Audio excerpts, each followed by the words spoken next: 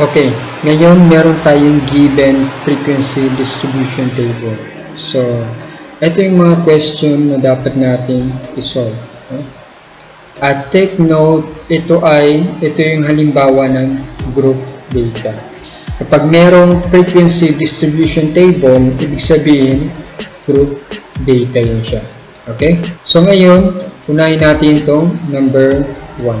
What is the class size or interval? Yung class size ay nandito. Okay? Nasolve natin yun sa previous na video na ginawa ko. Okay? Yung interval natin is 5. Okay. For number 2, what is the midpoint or class mark of the class with the highest frequency? Tinatanong niya ngayon yung highest frequency. Yung class na merong highest frequency. So, ano daw yung midpoint nun? So, saan ba yung highest frequency dito? Itong 13. So, ano ngayon yung midpoint ng class na merong highest frequency? Okay? So, yung midpoint niya is ito, okay?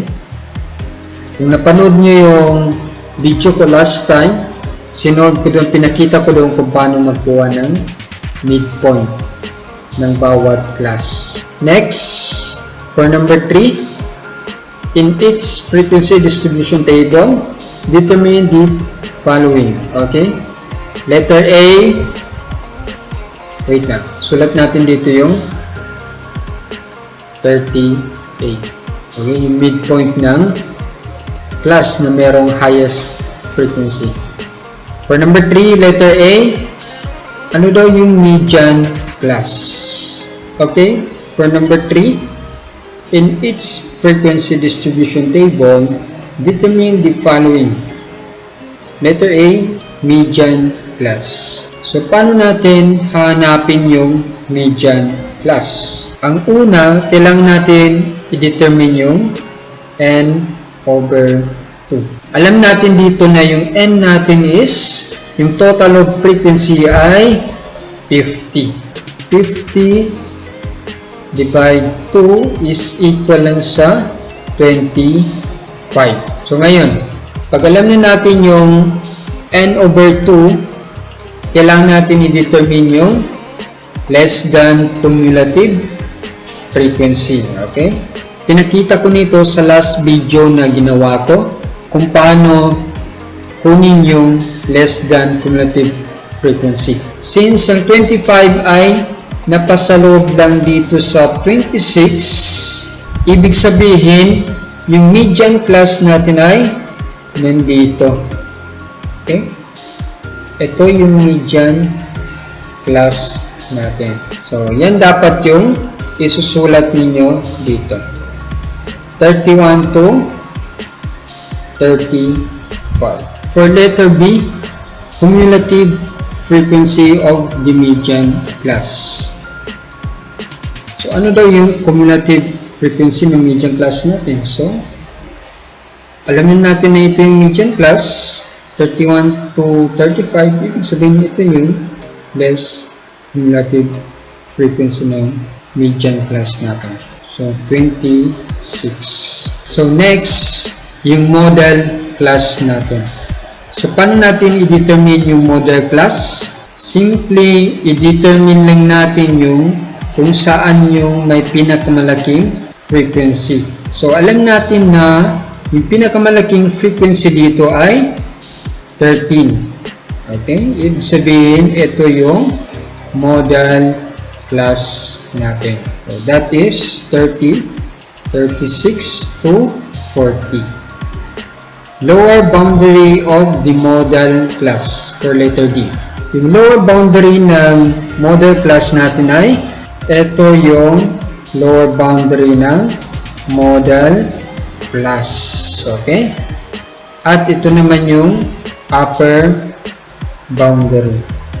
Pero, kailangan lang natin is lower boundary. Paano natin isolve yung lower boundary? Kunin lang natin yung midpoint nitong dalawa. Hindi kayo yung average ng 35 to 36. So that is lower boundary for model class equal lang sa 35 plus 36 over 2 equal lang sa 71 over 2, that is 35.5.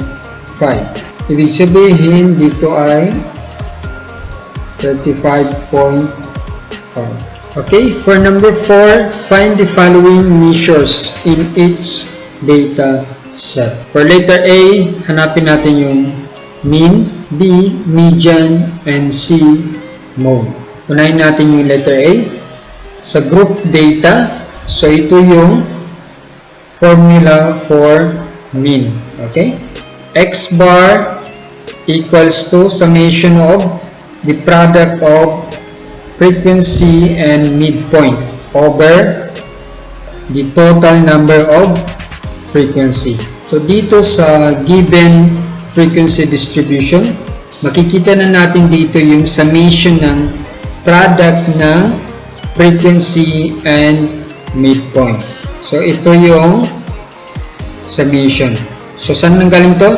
I-add ko lang ito lahat, okay? I-plus ko lang. So ito yung result. So ano naman yung total number of frequency? So nandito yung total number of frequency.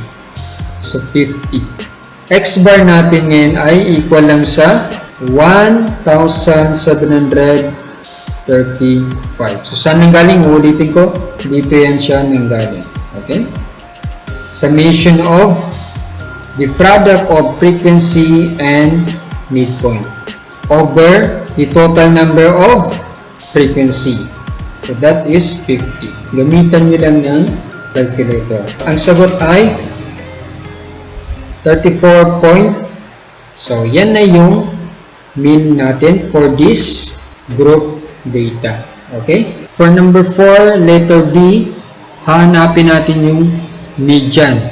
Okay? So ito yung formula ng median kapag group data yung given. MD o di kaya median equals to lower boundary of the median class plus n over 2 minus less than cumulative frequency before the median class over the absolute value of the median class. I-multiply natin sa class size. Okay? So, para ma-solve natin yung median, ang una natin gagawin, kailangan natin i-determine yung n over 2. Okay? Yung n over 2 na nandito. So, kailangan natin i-determine yan. Kanina, na-solve na natin na yung n over 2 natin is 25. Okay? Kapag alam natin yung n over 2, kailangan natin gumawa ng less than cumulative frequency column. So, ito na yung column natin para sa less than cumulative frequency. 5, 15, 26, 39, and 48, and 50. Pag hindi nyo pa napanood yung previous video na ginawa ko, so kailangan nyo panoodin yun para malaman niyo kung paano kunin itong less than cumulative frequency. Nang dahil itong 25 ay napasaloob dito sa 26, okay? Ibig sabihin yung median class natin ay nandito. 31 to 35. So, ang next na gagawin natin, kapag alam natin yung median class, agad-agad natin malalaman yung value ng absolute frequency of the median class. So, ito yung absolute, okay? Absolute frequency of the median class. 11. Yung less than cumulative frequency before the median class is, ito yung cumulative frequency for the median class, okay? Ibig sabihin, yung less than cumulative frequency before the median class is etong 15. Alam natin na yung cumulative frequency of the median class is 26. 6. Pag alam natin yan, malalaman din natin agad-agad yung eto. Okay? Yung less than cumulative frequency before the median class. So, ano ba yung entry na yun? Entry before the median class, etong 15. So, ibig sabihin, yung less than cumulative frequency entry before the median class is equal lang sa 15. And yung interval natin ay alam din natin na equal lang sa 5. Ayan o, yung interval natin equal lang sa 5. Ang kulang na lang ay lower boundary of the median class. Alam natin ito yung median class natin. Saan yung lower boundary ng median class? Ito po yung lower boundary ng median class natin. Upper boundary. Okay? Pero kukunin natin yung lower boundary. Lower boundary is equal sa 30 plus 31 over 2. So, ang sagot nito is 30.5. Dahil kumpleto nito, meron ng mga value itong bawat variable dito. So, pwede natin isolve yung median ng given na data na ito. Okay? So, ngayon, yung MD, yung median natin is equal lang sa lower boundary. Lower boundary ay 30.5 plus yung n over 2 natin. 25 minus ito 15 over 11. I-multiply natin sa class size, that is 5. So sa mathematics, kapag ganito yung nakikita yung mathematical expression, so kailangan natin unahin is yung nasa loob ng parenthesis. Yan yung kailangan natin unahin i-solve. Okay? I-copy lang natin ito. 30.5 plus 25 minus 15, yan ay equal lang sa 10 over 11 times 5. Equal lang sa, so i-multiply natin itong 5 dito sa 10. Okay? Yan ay 50 over 11. Pag ginamitan mo ng calculator yan, yung 50 over 11, equal lang yan sa 4.54, 54, 54, 54. Kaya isang 54 lang yung kukunin natin. Okay? So ngayon, i-add natin itong 30.5 plus 4.54. Yan ay equal lang sa 35.0. Lastly, number 4, letter C. Hanapin natin yung mode. Sa mode, ito yung formula kapag group data yung given. Mode equals to lower boundary of the model class, D sub 1. Ibig sabihin ng D sub 1 ay the difference between the frequencies of the model class and the next lower class. Yung dito, ibig sabihin yan ay difference between the frequencies of the model class and the next upper class. I-multiply natin sa class size. Okay? So, yung una, para ma-compute natin yung mode, kailangan natin hanapin ng model class. Okay? So, alam natin kanina, na-explain ko kung paano kunin yung model class. So, based doon, ito yung model class natin. 36 to 40. Step 2. Kapag meron na tayong model class, ito yung model class natin. Ito yung frequency ng model class. Kapag meron na tayong model class, agad-agad natin malalaman yung D sub 1 and D sub 2. Yung D sub 2 natin is, ito po yung frequency ng model class. And the next lower class.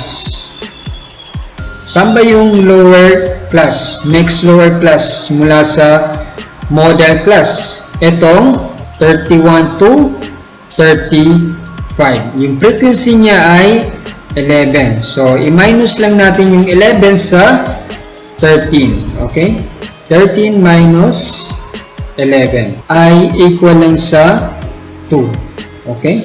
For D sub 2. Difference between the frequencies of the model class and the next upper class. Ano ba yung next upper class mula sa model class natin? 41 to 45. So, ano yung frequency niya? 9. So, ibig sabihin, meron yung D sub 2 natin is 13 minus 9. Equal lang sa 4. Ang kulang na lang ay lower boundary ng model class natin. Alam natin na yung class size natin is 5. Ang lower boundary ng model class natin ay 35 to 36. So, take note, ito yung model class natin, itong 36 to 40. So, para makuha natin yung lower boundary ng model class natin, kunin natin yung average ng 35 plus 36 over 2. So, yan ay equal lang sa 71 divide 2. Yan ay equal lang sa 35.5. Dahil napag-alaman na natin yung bawat variable dito, no? Bawat variable dito, so, pwede natin i-compute yung mode ng group data. Yung lower boundary natin is 35.5. So, dito yun ang galing. Plus, yung D sub 1 natin, 2 over 2. Plus, D sub 2 ay 4. I-multiply natin sa class size. Yan ay 5. So, unahin natin yung nasa loob ng parenthesis. I-copy lang natin yung 35.5 plus 2 over 6 times 5. So, i-multiply ko itong 5 sa 2. Yan ay equal lang sa 10 over 6. Equal lang sa 35.5. Kunin natin yung value ng 10 over 6. Pag ginamitan mo ng calculator yan, yung sagot ay 1.66. Ito lang yung kunin natin, okay? Itong dalawang digit lang, pwede na yan. O di kaya, pwede mong i-round up itong 6, no?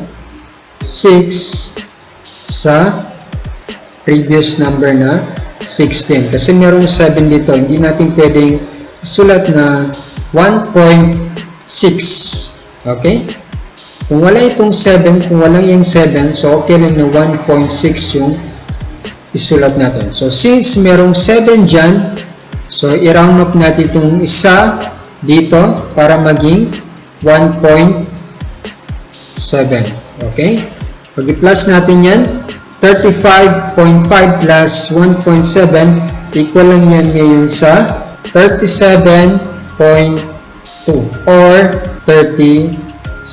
No? So, bakit 37 lang? Kasi, so 0.2 lang naman. No? Kung 0.5 yan or greater than 5, so, pwede natin i-round off dito sa 7. So, magiging 38.